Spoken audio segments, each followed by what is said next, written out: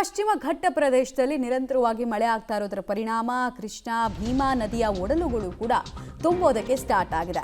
ಮಹಾರಾಷ್ಟ್ರದಲ್ಲಿ ಧಾರಾಕಾರವಾಗಿ ಮಳೆ ಆಗ್ತಾ ಇರೋದ್ರಿಂದ ಉಜ್ಜನಿ ಡ್ಯಾಂನಿಂದ ನಿತ್ಯ 40,000 ಕ್ಯೂಸೆಕ್ನಷ್ಟು ನೀರನ್ನ ನದಿಗೆ ಹರಿಬಿಡಲಾಗ್ತಾ ಇದೆ. ಇದರ ಪರಿಣಾಮ ಅಫ್ಜಲ್ಪುರದ ಸೊನ್ನ ಬ್ಯಾರೇಜ್ನಿಂದ ನೀರು ಬಿಡುಗಡೆಯಾಗಿದೆ. ಭೀಮಾ ನದಿಗೆ ಬಿಡುಗಡೆಯಾದ ಬೆನ್ನಲ್ಲೇ ರೈತರಲ್ಲಿ ಸಂತಸ ಕೂಡ ಮನೆ ಮಾಡಿದೆ. ಲಾಭ ಆಗೋದು ಕಲಬುರಗಿ, ಯಾದಗಿರಿ, ರಾಯಚೂರು ನದಿ ಪಾತ್ರದ ಜನರಿಗೆ.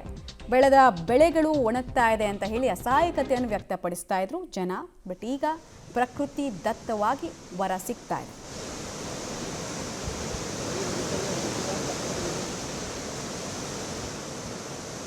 ಕಲಬುರಗಿ ಜಿಲ್ಲೆಯಲ್ಲಿ ಮುಂಗಾರು ಕೈಕಟ್ಟ ಪರಿಣಾಮವಾಗಿ ಕಲಬುರಗಿಯ ಭೀಮಾ ನದಿ ಬಹುತೇಕವಾಗಿ ಬರಿದಾಗಿತ್ತು. ಆದರೆ ಇದೀಗ ಮಹಾರಾಷ್ಟ್ರದ ಪಂಡ್ರಾಪುರ ಮತ್ತು ಸುತ್ತಮುತ್ತಲಿನ ಪ್ರದೇಶದಲ್ಲಿ ಭೀಮಾ ಒಂದು ಬೆಲ್ಟ್ನಲ್ಲಿ ಧಾರಾಕಾರವಾಗಿ ಮಳೆಯಾಗ್ತಾ ಇರುವಂಥ ಹಿನ್ನೆಲೆಯಲ್ಲಿ ಈಗ ಉಜ್ನಿ ಜಲಾಶಯದ ಮಹಾರಾಷ್ಟ್ರದ ಉಜ್ನಿ ಜಲಾಶಯಕ್ಕೆ ಅಪಾರ ಪ್ರಮಾಣದ ನೀರು ಪ್ರತಿನಿತ್ಯ ಹರಿದು ಬರ್ತಾ ಇರುವಂಥ ಹಿನ್ನೆಲೆಯಲ್ಲಿ ಅಲ್ಲಿಂದ ಉಜ್ನಿ ಜಲಾಶಯದಿಂದ ಪ್ರತಿದಿನ ಕೂಡ 40,000 ಕ್ಯೂಸೆಕ್ಸ್ ನೀರಿನಷ್ಟು ಈಗ ಭೀಮಾ ನದಿಗೆ ಬಿಡಲಾಗ್ತಾ ಇದೆ. ಇದರ ಪರಿಣಾಮವಾಗಿ ನಾವೀಗ ದೃಶ್ಯದಲ್ಲೂ ಕೂಡ ನೋಡ್ತಾ ಇದ್ದಾರೆ. ಇದು ಅಫ್ಜಲ್ಪುರ ತಾಲೂಕಿನ ಸೊನ್ ಬ್ಯಾರೇಜ್ನ ಒಂದು ದೃಶ್ಯವಾಗಿದೆ. ಈಗ ಅಲ್ಲಿಂದ ಪ್ರತಿನಿತ್ಯ 40,000 ಕ್ಯೂಸೆಕ್ಸ್ ನೀರು ಬಿಟ್ಟ ಪರಿಣಾಮವಾಗಿ ಭೀಮಾ ನದಿಗೂ ಕೂಡ ಸೊನ್ ಬ್ಯಾರೇಜ್ನಿಂದ ಪ್ರತಿದಿನ 40,000 ಕ್ಯೂಸೆಕ್ಸ್ನಷ್ಟು ನೀರು ಬಿಡಲಾಗ್ತಾ ಇದೆ. ಕಳೆದ ಸುಮಾರು 10 ರಿಂದ 15 ದಿನಗಳ ಹಿಂದಷ್ಟೇ ಈ ಒಂದು ಭೀಮಾ ನದಿಯ ಒಂದು ದೃಶ್ಯ ನೋಡಿದರೆ ಇಲ್ಲಿ ಹನಿ ನೀರು ಕೂಡ ಇರ್ತಿರಲಿಲ್ಲ.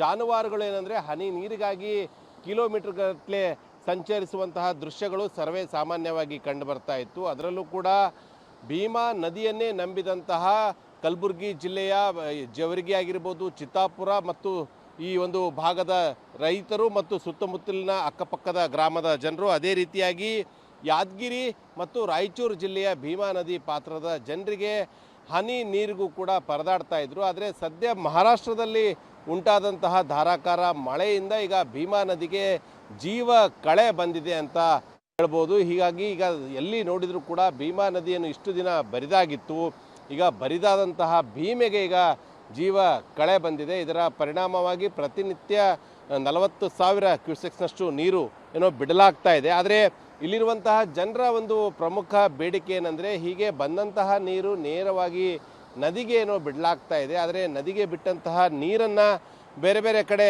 ಡೈವರ್ಷನ್ ಕೂಡ ಮಾಡ್ಬೋದಾಗಿತ್ತು. ಉದಾಹರಣೆಗೆ ಅಫ್ಜಲ್ಪುರ ತಾಲೂಕಿನ ಕೆರೆಗೆ ಈ ಒಂದು ನೀರನ್ನು ಡೈವರ್ಷನ್ ಮಾಡಿದ್ದೇ ಆದರೆ ಈಗಾಗಲೇ ಅಲ್ಲಿ ಡೈವರ್ಷನ್ಗೆ ಬೇಕಾದಂತಹ ಎಲ್ಲ ಪೈಪ್ಲೈನ್ ಕೂಡ ಅಳವಡಿಸಲಾಗಿದೆ. ಆದರೆ ಆ ಒಂದು ಮೋಟಾರ್ ಆನ್ ಮಾಡಿ ಅಫ್ಜಲ್ಪುರ ಕೆರೆಗೆ ನೀರು ಹರಿಸಿದರೆ ಇಲ್ಲಿರುವಂತಹ ಬೇರೆ ಬೇರೆ ಒಂದು ಅಫ್ಜಲ್ಪುರ ಪಟ್ಟಣದ ಜನರಿಗೆ ಸೇರಿದಂತೆ ಸುತ್ತಮುತ್ತಲೂ ಕೂಡ ಕುಡಿಯುವ ನೀರಿಗೆ ಮತ್ತು ಬೆಳೆಗಳಿಗೆ ನೀರಾಗ್ತಾ ಇತ್ತು. ಆದರೆ ಸದ್ಯ ಬರ್ತಾ ಇರುವಂತಹ ನೀರು ನೇರವಾಗಿ ಹರಿದುಕೊಂಡು ಹೋಗ್ತಾ ಇದೆ. ಏನೋ ನೀರು ಬಂದಿರೋದು ಸಂತಸದ ವಿಷಯ, ಆದರೆ ಇದು ನೀರನ್ನು ಸಮರ್ಪಕವಾಗಿ ಜನರಿಗೆ ಮುಟ್ಟಿಸುವಂತಹ ಕೆಲಸಕ್ಕೂ ಕೂಡ ಈಗ ಮುಂದಾಗಬೇಕಾಗಿತ್ತು. ಸೊ ಮುಂದಿನ ದಿನಗಳಲ್ಲಾದರೂ ಕೂಡ ಈ ಒಂದು ಭೀಮಾ ನದಿಗೆ ಬರ್ತಾ ಇರುವಂತಹ ಮಹಾರಾಷ್ಟ್ರದ ನೀರು ಇಲ್ಲಿಯ ಜನರಿಗೆ ವರದಾನ ಆಗಬೇಕಾಗಿದೆ. ಸೊ ಈ ನಿಟ್ಟಿನಲ್ಲಿ ಕಲಬುರಗಿಯ ಜಿಲ್ಲಾಡಳಿತ ಕೂಡ ಕೆಲಸ ಮಾಡುವಂತಹ ಕಾರ್ಯಕ್ಕೆ ಮುಂದಾಗಬೇಕಾಗಿದೆ. ಸದ್ಯ ಏನಂದರೆ ಬರಿದಾದಂತಹ ಭೀಮೆಗೆ ಈಗ ಮಹಾರಾಷ್ಟ್ರದಲ್ಲಿ ಸುರಿದಂತಹ ಮಳೆಯಿಂದ ಈಗ ಜೀವ ಕಳೆ ಬಂದಿರೋದ್ರಲ್ಲಿ ಮಾತ್ರ ಎರಡು ಮಾತಿಲ್ಲ. ಕ್ಯಾಮ್ರಾ ಪರ್ಸನ್ ಮನೀಶ್ ಒಂದಿಗೆ ಪ್ರವೀಣ್ ರೆಡ್ಡಿ, ಪಬ್ಲಿಕ್ ಟಿವಿ, ಕಲಬುರಗಿ.